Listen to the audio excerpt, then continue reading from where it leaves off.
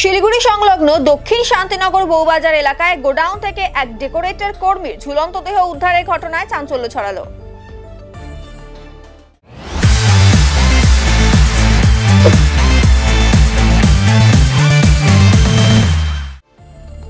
মৃতের নাম চিত্ত কর্মকার।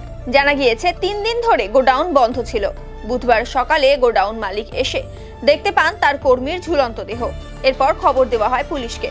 খবর পেয়ে আশিঘর ফাঁড়ি পুলিশ পৌঁছে মৃতদেহ উদ্ধার করে ময়নাতদন্তের জন্য উত্তরবঙ্গ মেডিকেল কলেজ ও হাসপাতালে পাঠায়। গোটা ঘটনার তদন্তে পুলিশ। এটা তো বাড়ি হচ্ছে স্পোর্টিং ক্লাব শান্তিনগর।